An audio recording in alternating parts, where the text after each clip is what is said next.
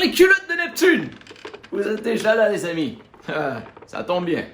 Parce qu'aujourd'hui, le pirate fripon a quelque chose de très intéressant à vous raconter. Je vais vous parler aujourd'hui de l'âge d'or des pirates des Caraïbes. Vous connaissez tous les pirates des Caraïbes. Qui n'a jamais entendu parler de Jack Sparrow, par exemple, ou de l'abordage, ou alors de marcher la planche. Mais notez bien que marcher la planche est une invention d'Hollywood. Aucun pirate n'a jamais fait marcher la planche et n'a jamais marché la planche. C'est une invention. Mais ces pirates-là, durant l'âge d'or de la piraterie dans les Caraïbes, c'est-à-dire à peu près entre 1715 et 1725, ont mis en place les prémices d'une société démocratique, et ce, bien avant leur temps. Certains avancent même qu'ils étaient un peu les précurseurs de la Révolution américaine qui aurait lieu un peu plus tard. Alors, qu'est-ce qu'ils ont instauré, ces pirates-là, qui étaient complètement nouveaux à l'époque?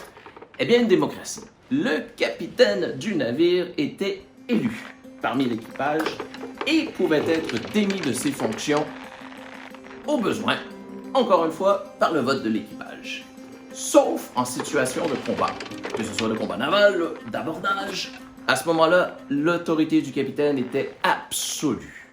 S'il commettait une énorme bévue, le vote se tiendrait après et la décision après. Mais durant le combat, dans le feu de l'action, le capitaine reste le capitaine. Question de survie.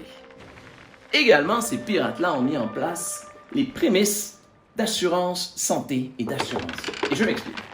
Lorsqu'ils capturaient un butin ou un trésor, une partie de ce trésor était gardée dans un fonds commun qui servait à compenser ceux qui seraient blessés dans de subséquentes aventures. Donc un pirate qui perdrait un œil aurait droit, par exemple, à 2 doublons. Un pirate qui perd un bras, 5 doublons. Un pirate qui perd les 2 yeux, 15, 20, je sais pas. Et lorsqu'un pirate se voyait dans l'incapacité de poursuivre son métier, très très difficile d'aller à l'abordage s'il vous manque un bras, on lui offrait un autre travail. Par exemple, il pourrait devenir cuisinier ou coq. On appelait le cuisinier dans les bateaux, à l'époque, le coq.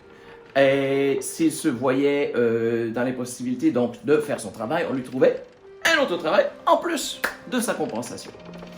Alors, ce sont là juste deux éléments qui ont fait de cet âge d'or de la piraterie un vif succès.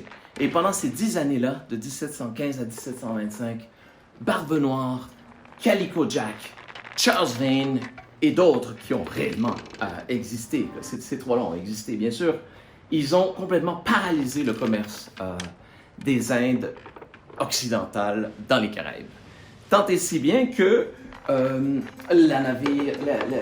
Anglais ont dû envoyer Woodes Rogers pour rétablir la situation parce qu'il n'y avait plus rien qui fonctionnait. Ces quelques centaines de pirates avaient complètement pris le contrôle des Caraïbes et amenaient des idées qui étaient complètement à l'époque fraîches et révolutionnaires.